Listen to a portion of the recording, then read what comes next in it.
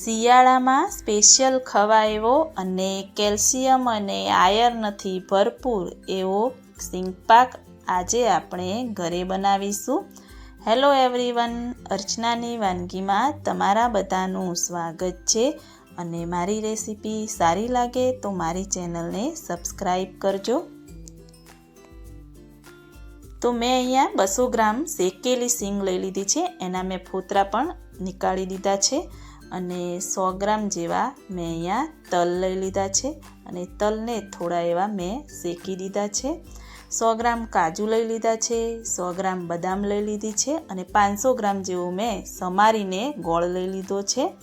અને આ જે છે એક ટેબલ સ્પૂન સૂંઠ પાવડર છે. અને 1 ટેબલ સ્પૂન જેવો ગંઠોડા પાવડર મેં અહીંયા લઈ લીધો છે. અને 200 ગ્રામના માપ પ્રમાણે મેં અહીંયા ઘી લઈ લીધું છે. તો આ જે સિંગ છે એને આપણે હવે મિક્સરમાં ક્રશ કરવાની છે. તલ છે, કાજુ છે અને બદામ, એ બધાને આપણે મિક્સરમાં પહેલાં ક્રશ કરી દઈશું. તો પહેલાં આપણે સિંગને ક્રશ કરી અને એનો ઝીણો એવો પાવડર આપણે બનાવી દઈશું. તો આ રીતે તમે જોઈ શકો છો કે ઝીણું એવું આપણે ક્રશ કરવાનું છે. તો આ રીતે તલ, કાજુ અને બદામ આ બધાનો આપણે પાવડર બનાવી દેવાનો છે. તો જોઈ શકો છો કે મેં બધાનો જ પાવડર બનાવી દીધો છે. અને બધાનું વજન ભેગું કરીને કરીએ તો 500 ગ્રામ જેવું વજન આપણું થાય છે. તો સામે આપણે 500 ગ્રામ જેટલો ગોળ પણ લઈ લીધો છે. જેટલું વજન એનું થાય એટલું આપણે સામે ગોળ લેવાનું છે. હવે આપણે ગેસ ઓન કરી એક કઢાઈ રાખી દઈશું. અને એમાં આપણે જે 200 ગ્રામ ઘી લીધું હતું તે અંદર એડ કરી દઈશું. તો થોડું એવું ઘી આપણું ગરમ થઈ જાય પછી આપણે એમાં ગોળ એડ કરવાનું છે. તો ઘી આપણું થઈ ગયું છે ગરમ. તો એમાં જે આપણે સમાર્યો હતો ગોળ એ અંદર એડ કરીશું. જો તમે ખાંડમાં પણ સિંગ પાક બનાવવા માગતા હોય તો પણ બની શકે, પણ જો ખાંડ ઓછી ખાતા હોય તો તમે આ રીતે ગોળમાં પણ સિંગ પાક બનાવી શકો છો.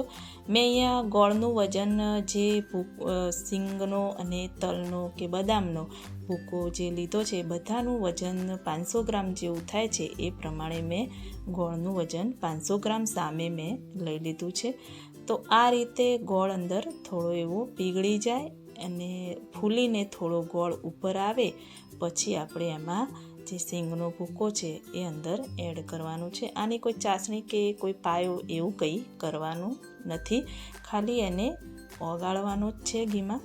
તમે જોઈ શકો છો કે સરસ એવો ગોળ ફૂલીને આપણો ઉપર આવી ગયો છે. તો એમાં બધા જ જે પીસેલા સામગ્રી આપણી છે એ બધી અંદર આપણે એક એક કરીને એડ કરી દઈશું.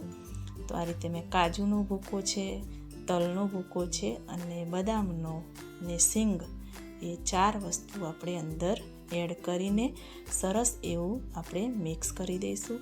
આ બધું એડ કર્યા પછી આપણે જે ગેસની ફ્લેમ છે એ થોડી એવી ધીમી કરી દઈશું, જેથી કરીને નીચે ચોંટી ન જાય. અને ધીમે ધીમે કરી અને આ રીતે આપણે હલાવતા રહેવું.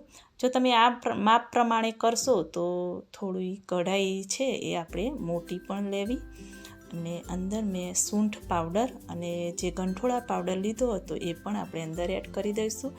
ગેસની ફ્લેમ બંધ કરી અને પછી સૂંઠ પાવડર અને ગંઠોડા પાવડર અંદર એડ કરવાનું છે. અને પછી આપણે એને મિક્સ કરી દઈશું. જો બાળકોને ખાવું હોય અને જે આ ગંઠોડા પાવડર અને સૂંઠ પાવડર પસંદ ના હોય તો તમે એને સ્કીપ પણ કરી શકો છો. પણ શિયાળામાં સ્પેશિયલ ખાવાનું છે એટલા માટે મેં અહીંયા એડ કર્યું છે. આ રીતે મેથી પાક, સિંગ પાક છે, ગુંદર પાક છે, બધા ઘણા બધા પાક બનતા હોય છે શિયાળામાં. એ રીતે મેં અહીંયા સિંગ પાક બનાવ્યો છે.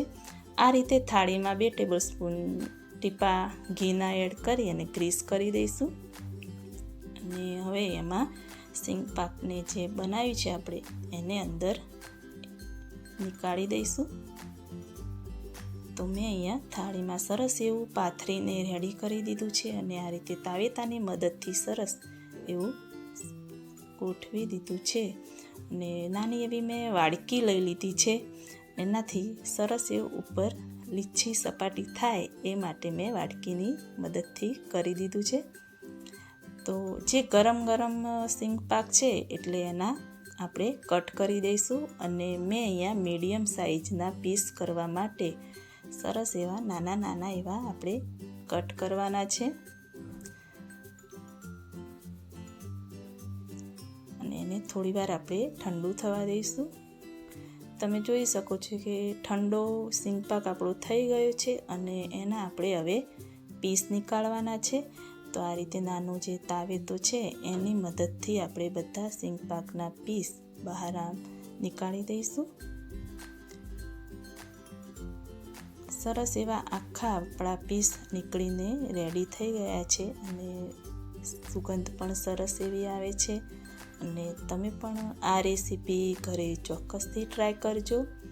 અને શિયાળામાં તો પણ ખાવાની ખૂબ જ મજા આવે છે. તો તમે જોઈ શકો છો કે સરસ એવો સોફ્ટ આપણો બનીને રેડી થઈ ગયો છે સિંગ પાક. તો એને આપણે એક સર્વિંગ ડીશમાં નીકાળીશું. તો આ રીતે બધા જ પીસ એક એક કરી આપણે સર્વિંગ ડીશમાં સરસ એવા ગોઠવીને રેડી કરવાના છે. અને મારી રેસીપી તમને કેવી લાગી તો મારી ચેનલને લાઈક, શેર અને કમેન્ટ કરવાનું ભૂલતા નહીં. અને તમે આ રેસીપી ઘરે ચોક્કસથી ટ્રાય કરજો. શિયાળાની સિઝન અત્યારે ચાલુ થઈ ગઈ છે તો તમે આ રેસીપીને ઘરે ચોક્કસથી ટ્રાય કરજો. તો જોઈ શકો છો કે રેડી થઈ ગયો છે મારો સિંગ પાક. તો મળીએ કોઈ એક નવી રેસીપી સાથે. ત્યાં સુધી બાય બાય.